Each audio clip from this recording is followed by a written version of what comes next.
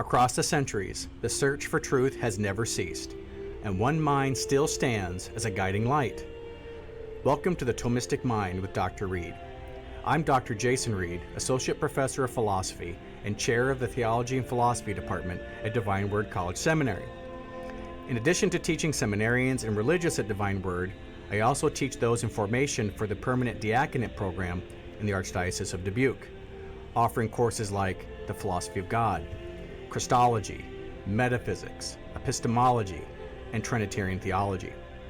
Here, we walk in the footsteps of St. Thomas Aquinas, exploring the mysteries of existence, the nature of God, and the pursuit of wisdom that shapes the soul. That journey begins now.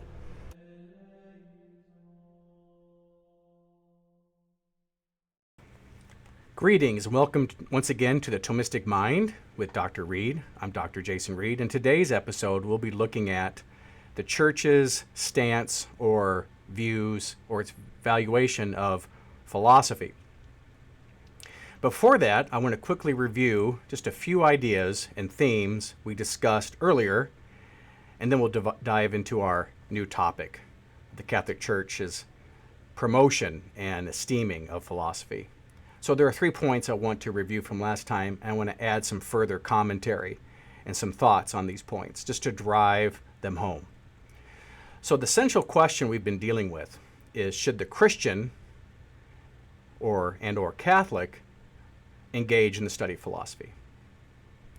And one of the things we looked at was the Scripture's command to give reasons for our belief. This is 1 Peter 3:15.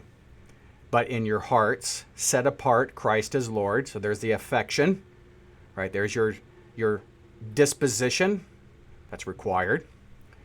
And then always be prepared to give an answer, right? Not an opinion, an answer, solution, explanation to everyone who asks you to give the apologia, the reason for the hope that you have. And of course, do this with gentleness and respect. As we said, the word for reason there is apologia, and that's not an apologetic in the modern sense where we are apologizing. No, it's a reasoned defense, much like a lawyer presents a case. And so what I want to emphasize is this idea of being prepared, being ready, being equipped, being educated, being trained. Very common sense idea, right? If you want to go into any sort of field, if you want to go into the military field, if you want to go into the technology field, if you want to go into the medical field, you've got to be trained, right? You've got to be prepared for what could happen. So why is preparation so important? And this is what I want to emphasize about this idea of prepared. Too often, what people will do, especially in some apologetics or areas and apologetics avenues, there'll be questions. And people will ask a question, and then they'll try to memorize the answer for that question. This happens so often when I'm teaching philosophy to beginners, or I'm teaching Catholic apologetics to beginners, even more seasoned Catholics. They'll say, well, what would you say to so-and-so? What would you say to my son or daughter who says so-and-so? What would you say to my parents who say so-and-so, or my coworker, or my neighbor? And they'll ask this question, and then what they'll do is they'll start to say, okay, so this is how I answer that question. They will falsely assume or erroneously assume that they are giving an answer for the reason they hope. They are falsely believing that they are prepared. Prepared, being ready, be equipped, is so that when something unexpected happens, that's what being prepared means. Right? That's what preppers make the case for, is to be ready when something happens. Not memorizing answers to questions. That's not the kind of answer that is required here. That's not what it means to be prepared. So you say you're doing apologetics, or you're doing your theology, you're all excited about giving an answer for the hope that you have. And you've got your answers, and you go out into the field, you go out to witness or to talk to someone, and guess what happens? They ask you a question you weren't prepared for. They ask you a question that wasn't on the list. Why? Because this is too reactionary. No.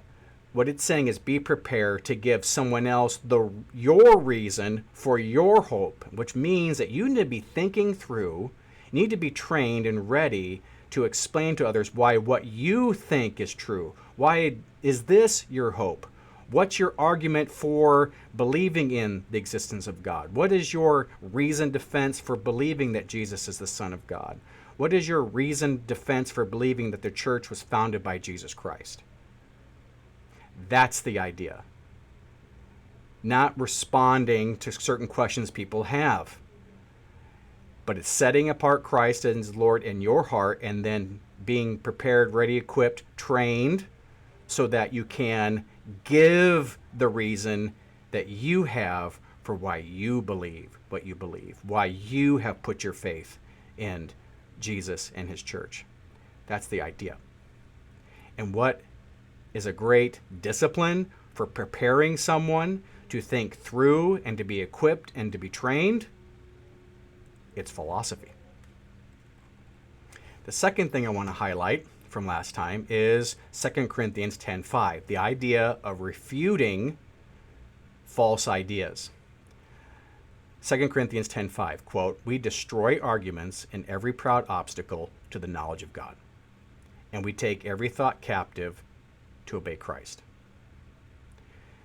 Destroying arguments. I want to be crystal clear. This is not about destroying people's feelings or being insensitive or just being very attacking the person, right? In logic, we call that an ad hominem fallacy, where you are attacking the person instead of the ideas, right? Paul's very clear. It's the arguments that we've got to go after. It's the arguments that we've got to destroy. And so how does that work? How can you have a fruitful, respectful conversation and obey this imperative? Well, in order to do that, you've got to know how an argument works. In an upcoming episode, we're going to have a whole episode just on the basics of logic. So hope you'll stay tuned and enjoy that. So if you've just turned into the radio, this is the Thomistic Mind with Dr. Reed talking about whether we should study philosophy. And we're looking at whether or not and how to do that when it comes to destroying arguments. So, key question. How does an argument work? You have to know how an argument works so that you're able to, quote unquote, destroy it. And I think another way to update that would be to refute an argument. Okay. So how does an argument work? And secondly, how do they, that is the argument, affect knowledge of God? Well, quite simply, in its most basic terms, arguments are structured group of propositions. They're called premises. They're intended to prove another proposition called a conclusion. You have premises, and because they're true, they're said to entail a conclusion. So that's what Paul's talking about, right? There are these reasoned positions. There are these premises that are being given, and these arguments are said to entail certain conclusions that are obstacles. What are some examples of these propositions, these conclusions that are obstacles? Well, it'd be something like this, right? Some of these arguments have propositions as their conclusions. Number one, like God does not exist. We cannot know if God exists. Another conclusion, Jesus was merely a cynic sage on the shores of Galilee, but not the Christ of faith. Another conclusion, the Roman Catholic dogma of the Eucharist is false and leads to idolatry, and so on and so forth. If one accepts the premises of those arguments and those premises do in fact lead to those conclusions, those arguments must be refuted. Those arguments must be destroyed, because those conclusions are obstacles and barriers to believing, right? God's not going to go around your head to your heart. And philosophy is the premier discipline that judges arguments. Now, here's just something to ponder and think about. Here's an example of an argument that I've been thinking about and wondering about when it comes to how we should have philosophy and logic in a curriculum. Here at Divine Word, right, logic is a required course. So follow these premises and see what they infer or entail. Premise 1.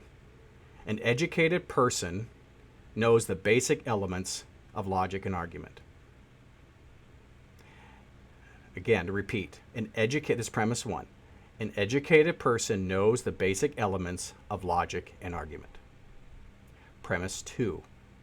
Students attending X university, X college, X high school, and so on, are not taught, nor are they required to know the basic elements of logic and argument.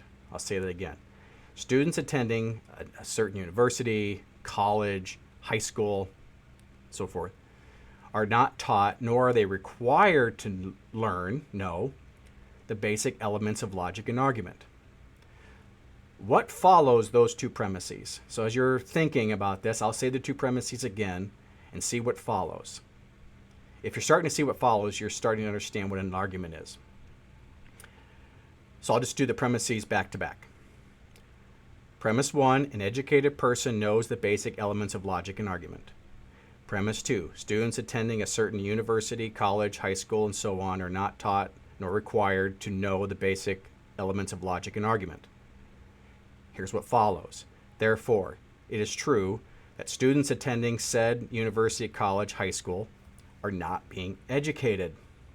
And that's a pretty striking conclusion. I think those premises seem to be right.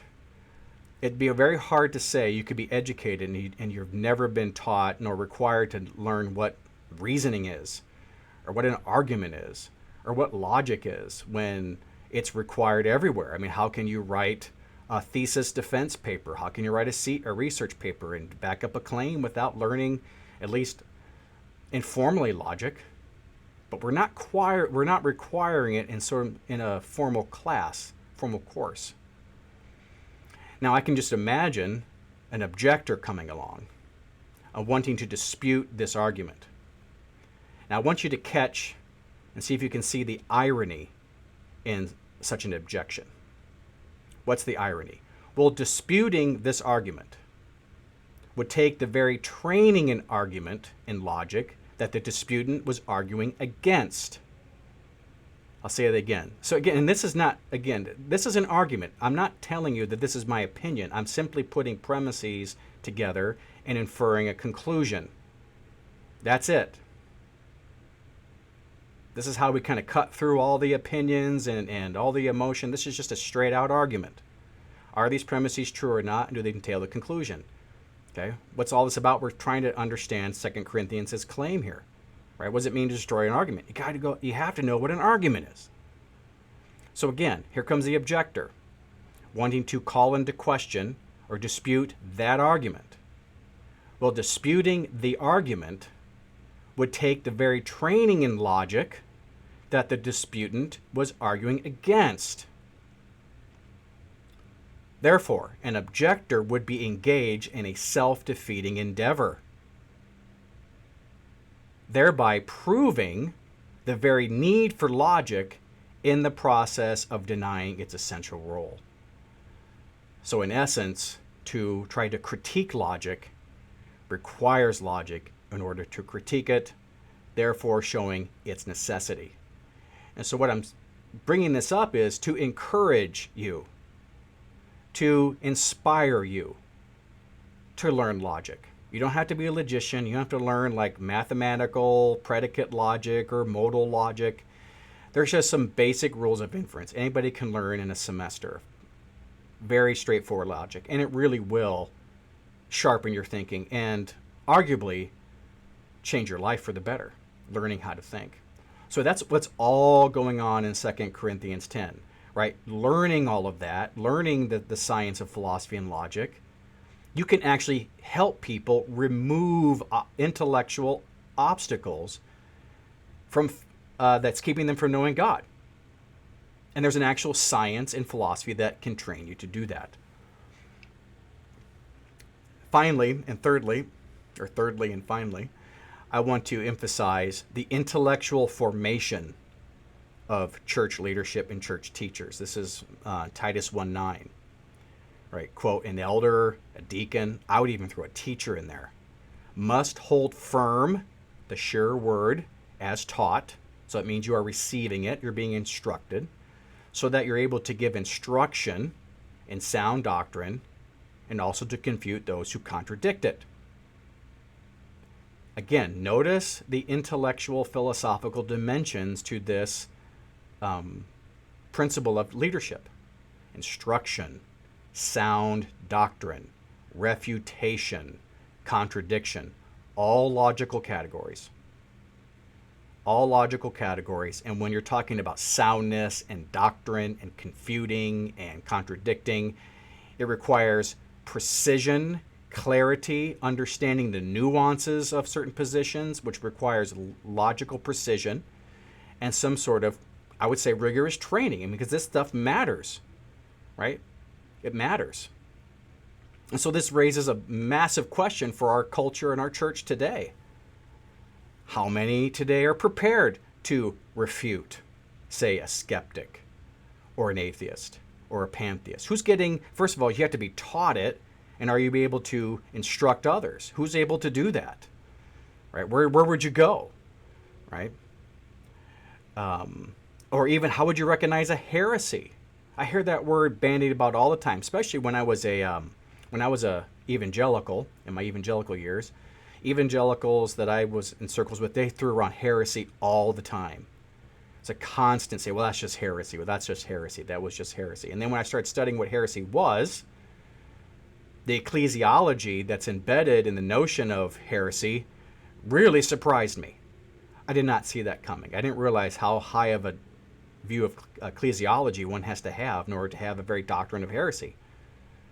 So anyway, who's able to recognize heresies? Who can even define the heresies? Like who understands it can refute Arianism or Nestorianism or Sabellianism? Who could defend the Trinity, their hypostatic union? Who could do that?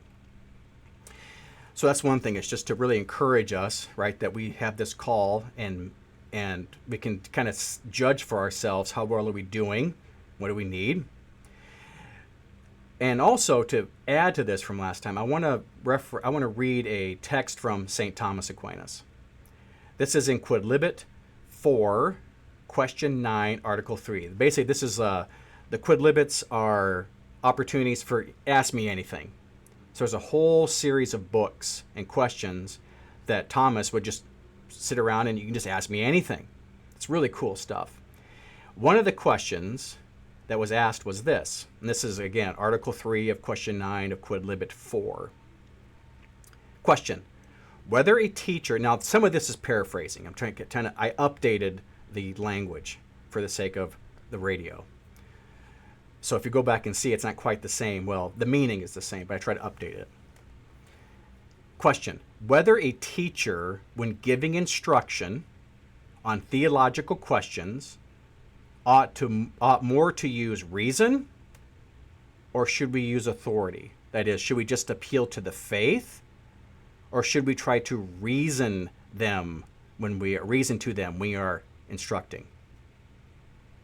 Thomas says this, and when he gives the affirmative, he says this. He quotes Titus 1:9, which I just read, and then I'm going to read you his commentary on it. It's fascinating. Thomas: it is said in Titus 1:9, in order that he might, that is the teacher, might be powerful to exhort in sound doctrine. Great word, power to exhort, and to refute those contradicting. But those contradicting are better refuted by reasons than authorities.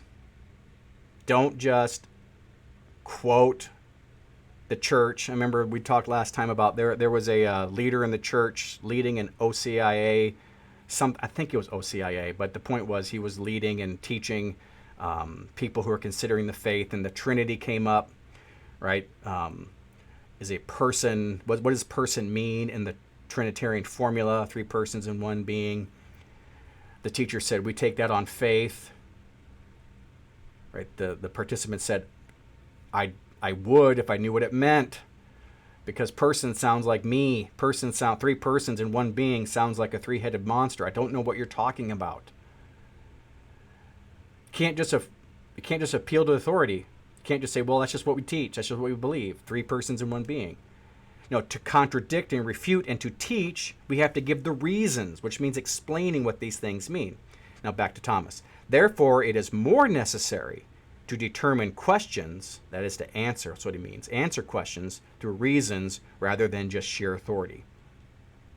Sound instructing should lead the hearers, the students, so that they might be led to the understanding of the truth which they believe.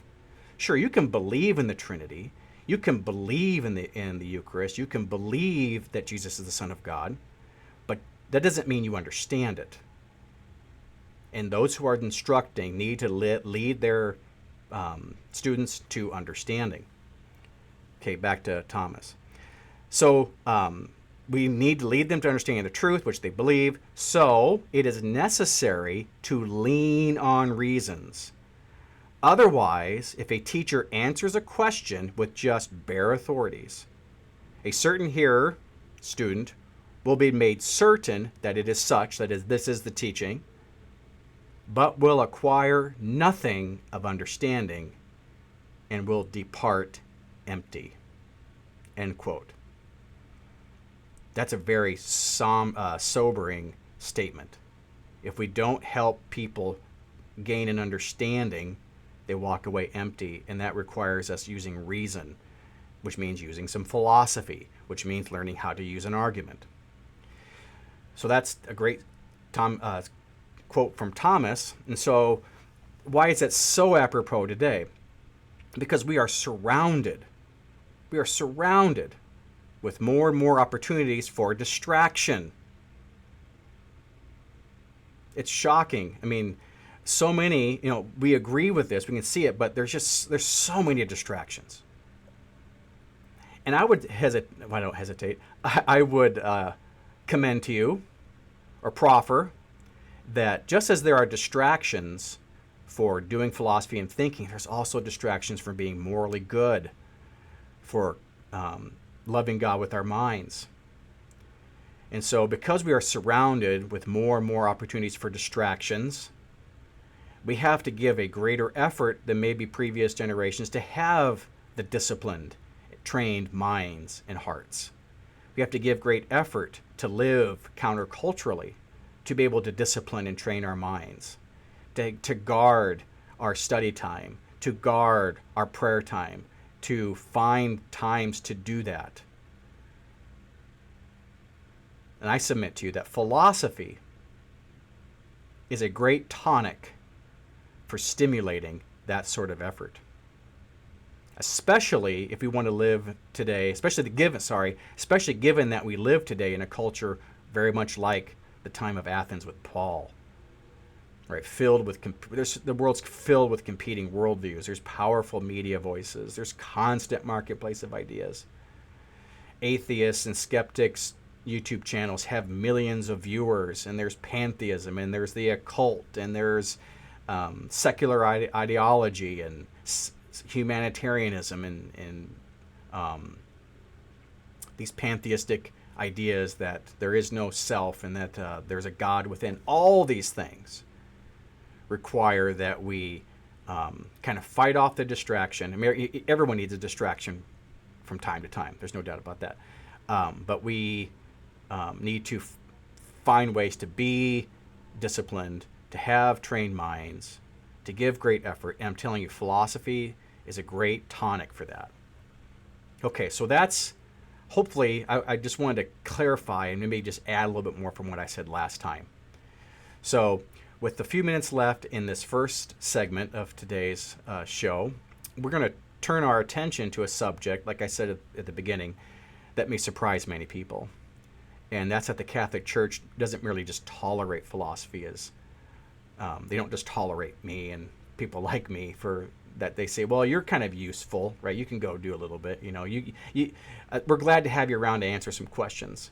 We're glad to have you around if we have to have an interview, right? No, the Church doesn't just tolerate philosophy and philosophers. It esteems it. It teaches it. And in certain contexts, obliges its study. So first, something about logic, something about the Church. We're going to start with Christ as the divine logos. Just kind of let this sink in. I was actually talking to a priest friend today about logic and philosophy, and he said, that seems like a kind of a hard course. I said, I start off with my logic courses talking about the Word. The Word is logic.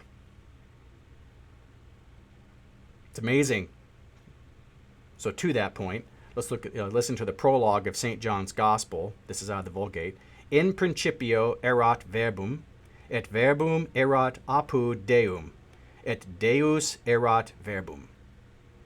In the beginning was the Word, and the Word was with God, and the Word was God. Now that Greek term translated word is logos, which is a concept very rich in meaning. It's not just speech. It's not just ideas. It's reason itself. It's the intelligible order. It's logic. It's the very principle of meaning itself. Now, this might surprise some of you listeners, but the Church's teaching, let me back up. What might surprise you is that the teaching, not that the teaching's surprising, the Church teaches that the Word is the Son, that the Word, the Logos, is the Son.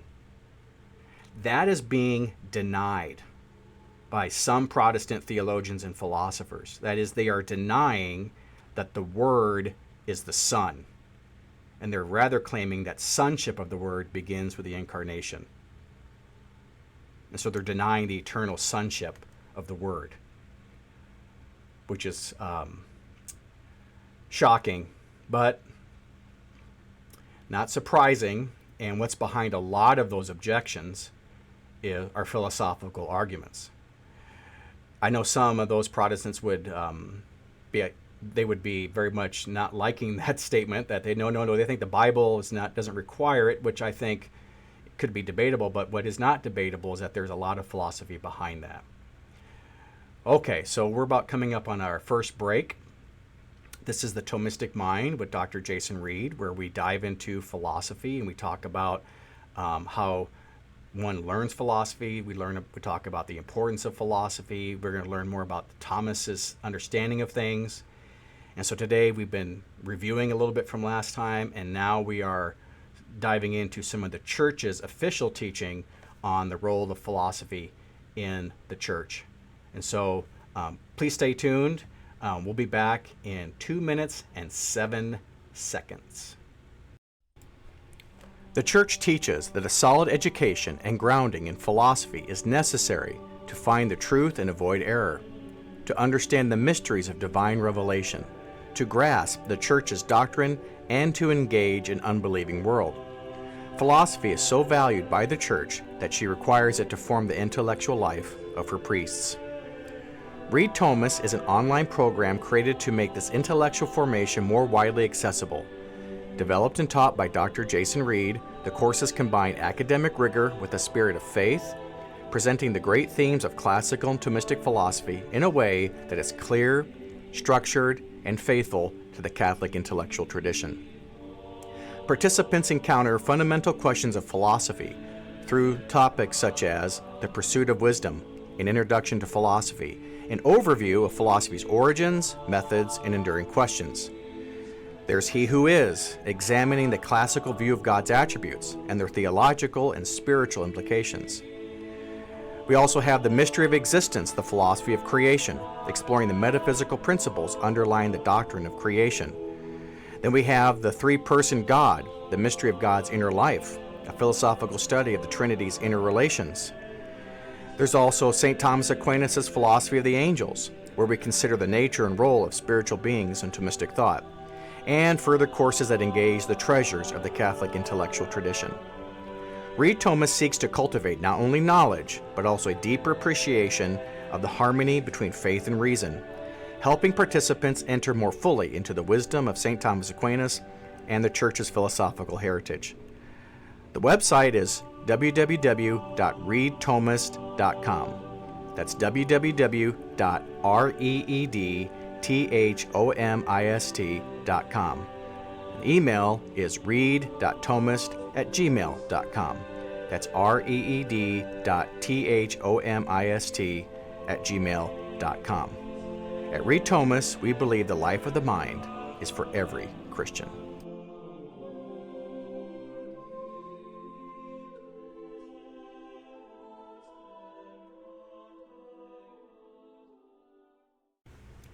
Welcome back to the second half of our show today on the Thomistic Mind with Dr. Jason Reed.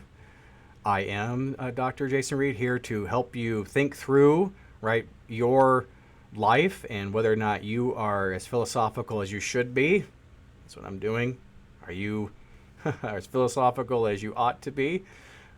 First, I've got to convince you that you should be philosophical. And what's great is I don't have to do the convincing, right? The Scripture is making the case. And the church is making the case that we need to do philosophy. So I left off last time looking at the prologue to St. John's Gospel, where the Word, the Logos, is identified as God, meaning that the Word, whoever, of course, and that's down in verse 14, that's going to be the Word become flesh, right? Word is the reason of God. And Roman Catholic Church teaches that that Word is the Son. That might seem like, well, why is that a controversial statement? Because there are many evangelicals, Protestants, basically non-Roman Catholics, who are denying that the Word is the Son. They're saying the sonship of the Word is acquired at the incarnation. So they are denying what's called the eternal generation of the Son. Evangelicals like William Lane Craig, for example, is denying that the Father eternally generates the Son. The Son is not proceeding from the Father, in the order of intellectual operation.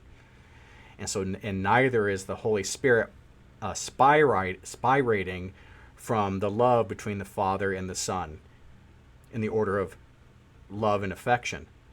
Now, these Protestants are denying that identity. So in contrast to that, right, the Roman Catholic affirms this identity, which we find in the Nicene creeds, we find in all the conciliar creeds, right, that this Word, the Logos, is the Son.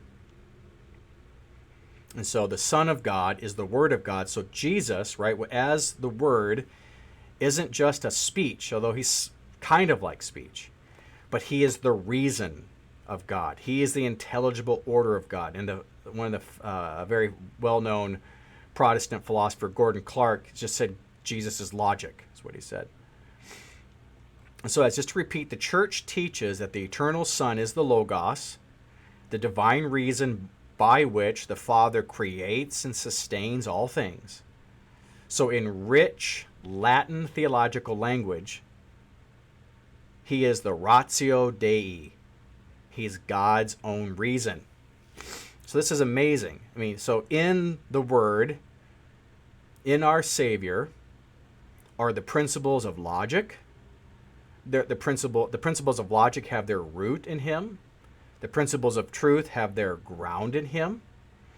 Order is grounded in him, so this is not some sort of abstract, right, law that God is under, right? This is not some sort of, these aren't the fates over our God. No, rather, the very principles of truth, logic, and order and meaning are identical to God's Word. And of course, God's Word is identical to divine essence.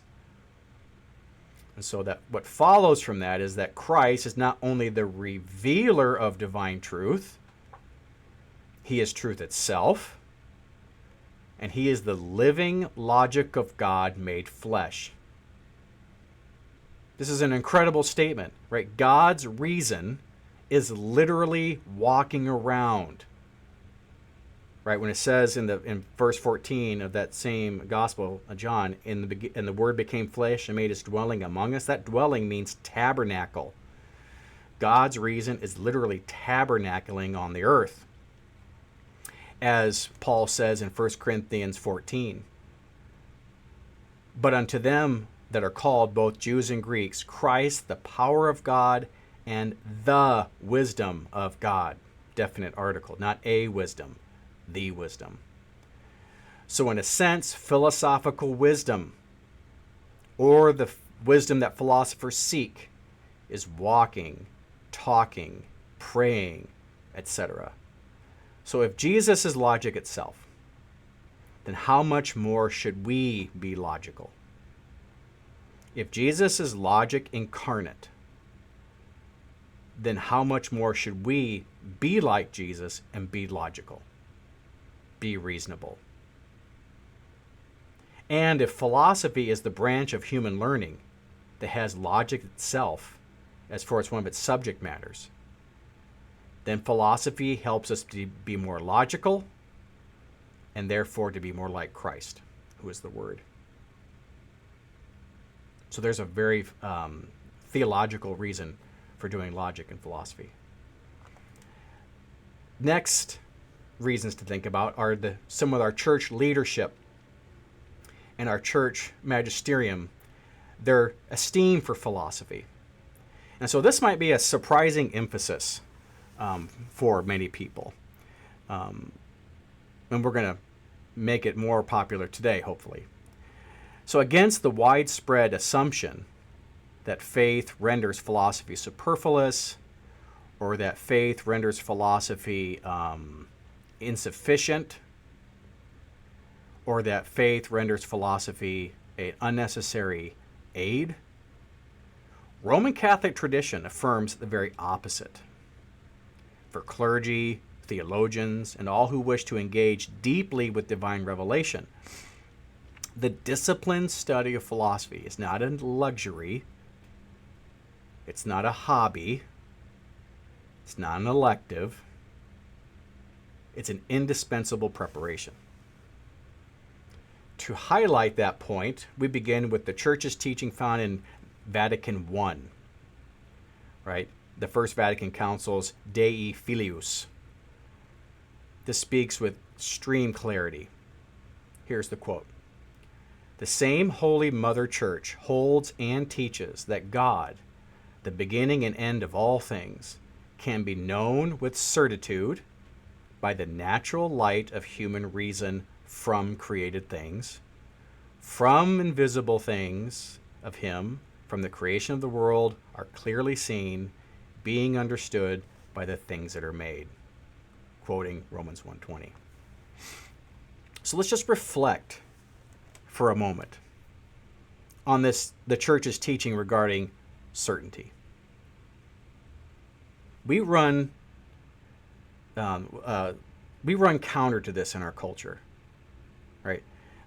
This statement about the teaching and the certainty about God's existence runs counter to so much of how Catholics and non-Catholic Christians view God's existence. Most believers are philosophical agnostics. Most believers are philosophical agnostics. That doesn't mean they don't believe. Now, a philosophical agnostic is not the same thing as disbelief. Philosophical agnostic is not the same thing as that you doubt your faith. Now, a philosophical agnostic is someone who denies that human reason is not sufficient to establish the existence of God. That's the idea. See if you can't follow that distinction. Right. A philosophical agnostic is someone who denies that human reason is sufficient for demonstrating the existence of God. For the philosophical agnostic, human reason is not sufficient for having certainty for the existence of God. Therefore, in order to fill that gap, right? So here's a believer who's a philosophical agnostic. They don't think that reason can do this. A good example of a philosophical agnostic is Søren Kierkegaard, the Danish Lutheran philosopher from the 19th century. Now, Kierkegaard was not an irrationalist. Kierkegaard did not mean that faith was absurd, if you've ever heard that before. That's not Kierkegaard. No, Kierkegaard believed in an existential movement up through the degrees of existence, or the levels of existence.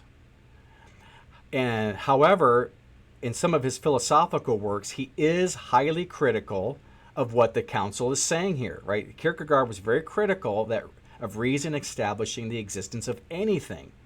And so he really has some pretty harsh words and some disagreeable words about the project of natural theology. And in nowhere of his uplifting discourses, and nowhere that, at least, maybe you can put it, you can email me and show me where, but in all my research of Kierkegaard, there's no place where he actually pulls back those comments. And so he is, in a sense, is sort of a philosophical agnostic, meaning that Kierkegaard does not believe you get to existence of God. You don't get to knowledge of God through reason. Now you're going to get to God through an existential move or crisis, irony, that sort of thing.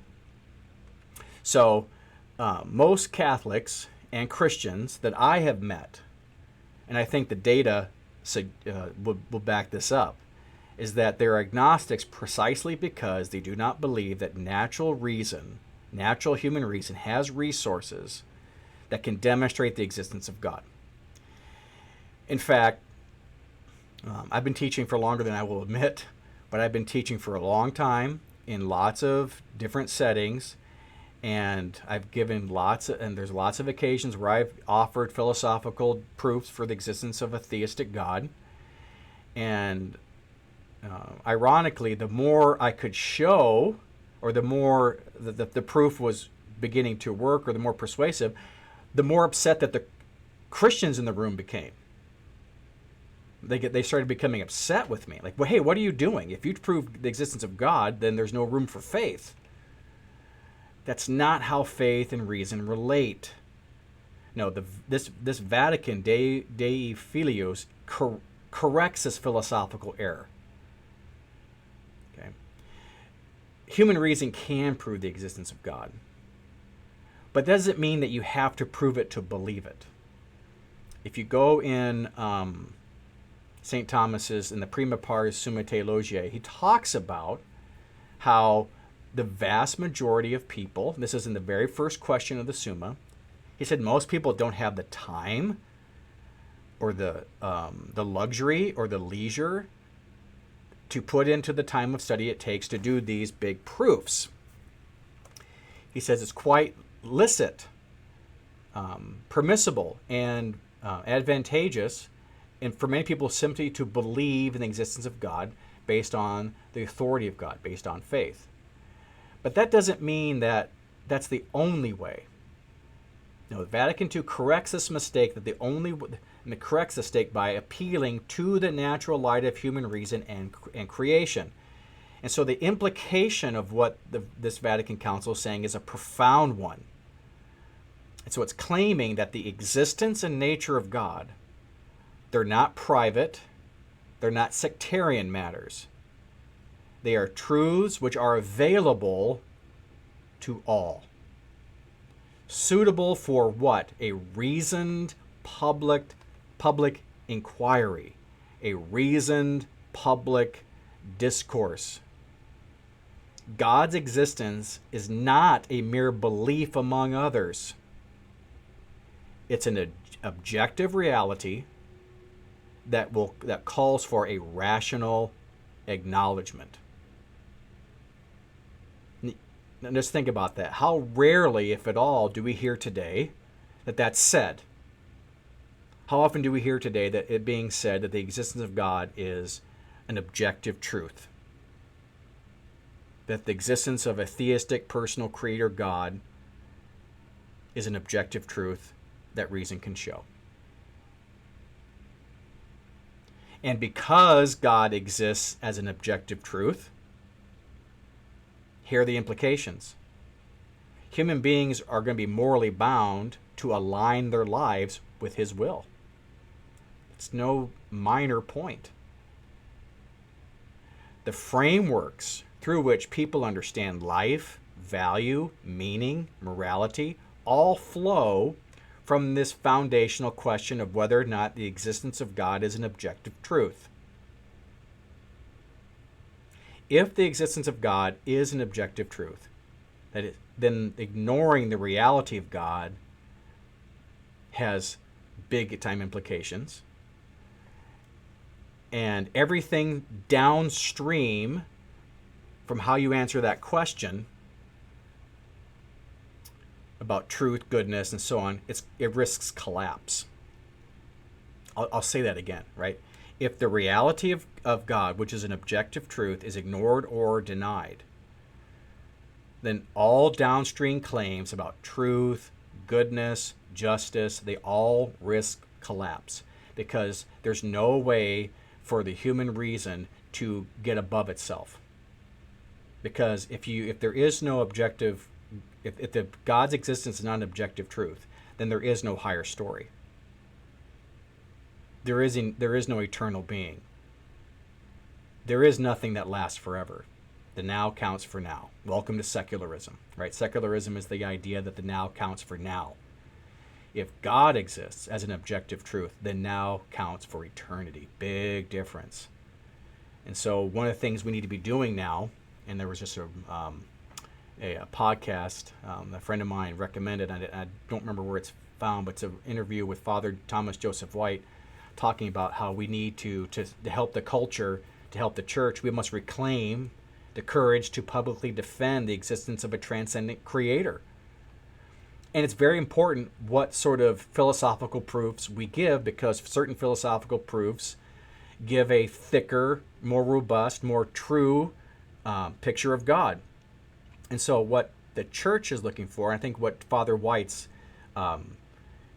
clarion call for us to have the courage is not just prove that there's a God, but there is a classical theistic conception of God. That is, we need to reclaim the courage to publicly defend, using philosophy and reason, that there is one God, there is a creator, He is infinite, self-existent, He's incorporeal, He's eternal, He's immutable, He's impassible, simple, perfect, omniscient, omnipotent. That's the God of classical theism. If you go online, and there's a lot of books come out, there's something called like neo-theism, sometimes calls neoclassical theism. This is a major conflict or clash of ideas about God in the printed arguments, in books, articles, conferences, online. It's the distinction between the classical theists of a more Roman Catholic, Thomistic conception of God, which is tied to certain philosophical proofs for the existence of God, versus what's called a neo-theism or a neoclassical theism that says, no, God is not infinite, eternal, immutable, simple. No, God is the greatest person in existence. The kind of God that we need to publicly defend isn't the greatest of anything. God isn't the greatest of anything. He simply is the transcendent one. He's not the greatest knower. He's knowledge itself. God isn't the most perfect being. He is perfection itself. God isn't the best being. He is goodness itself. He's not the most just being. He is justice itself. He's not the most loving being. He is love itself. So on and so forth. And so we must insist, once again, that reason can perceive God in the order, beauty, and the intelligibility of creation. And also let it be clear And let's just be clear that one does not need to presuppose Catholic dogma to reach this conclusion. One does not need to have faith to reach this conclusion. Through the natural light of reason, the evidence of the created world leads inevitably to the recognition of a transcendent God, the ultimate source and sustainer of all that exists. To neglect this is not merely a theoretical failure, it's a forfeiture of the human intellect itself, which was created to know truth, to recognize the Creator, and to order life accordingly. The Catechism of the Catholic Church, paragraph 47, reiterates this perennial truth. Quote, "The Church teaches that the one true God, our Creator and Lord, can be known with certainty from His works, by the natural light of human reason." There it is. How so? By giving arguments with true premises and valid logic, whose conclusion is a creator God exists. There you go. So in these pronouncements, the magisterium is seen to affirm that philosophy, again, this disciplined use of reason, wanting to arrive at truth and wisdom, has genuine theological and personal significance. Okay, so that's De Filius. The next historical witness comes from our new Pope's namesake, Pope Leo XIII. On August 4th, 1879, he issued an encyclical, Aeterni Patris, on the restoration of Catholic philosophy. Famous encyclical, and it sort of started the whole renaissance of Thomism in the Catholic Church and seminaries. So the purpose, at least as I understand it, is twofold to this encyclical. One is to defend the harmony of faith and reason. To defend the harmony of faith and reason against the growing influence of secularism, materialism, the agnostic thought. I mean, the 19th century is riddled with materialistic thinkers, agnostics. All the leading philosophers are typically skeptics, agnostics. They're definitely secular. They have a secular view of reason, secular view of the church, all these sorts of things. So he's trying to push back against that because it's just massive influence. And secondly, to renew the study of philosophy in the church. And we're going to restore philosophy in the church by returning to the scholastic method, especially as found in St. Thomas Aquinas. And so what I want to do is look at just a few key passages. We'll just maybe get to one or two here before today's out, but at least we can get started. So this is section 4 of Aeterni Patris, where he shows that philosophy prepares for faith. Now, this is going to be a pretty amazing statement. And I really hope that this sinks in, how important philosophy is for getting ready to receive God, to receive the faith. Here's the quote. "Philosophy, if rightly made use of by the wise, tends to a certain way to smooth and fortify the road to true faith, to prepare the souls of its disciples for the fit reception of revelation." End quote. I think that's just an amazing statement, right? Philosophy is more than this is abstract exercise. It's a road. It's a pathway leading to true faith. Now, what does that mean? What does it mean to say that philosophy is like this road? Well, it at least means this. There's something about truth that has its own trajectory. Truth and ideas have their own internal necessity. They're going somewhere. Ideas you can't control. Ideas you can't make them behave. And a matter of fact, the more abstract an idea is, the less it behaves, according to you. I mean, the more it's just itself, the more it bees itself. Right? So truth has its own trajectory. That is, ideas possess their like an inherent life. They have their own internal logic, and they guide the human mind toward what is real, towards what is intelligible, towards what is true, what is good. And so we cannot neglect the abstract nature of philosophy. Now, here's some irony. Due to its abstract nature, philosophy is anything but an abstract exercise. Because philosophy deals in the abstract, it's that much more authoritative, right? So the abstract notion of truth means believe it.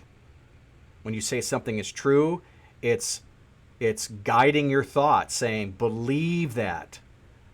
Give your assent to that. If we say something is beautiful in the abstract, we're saying admire it.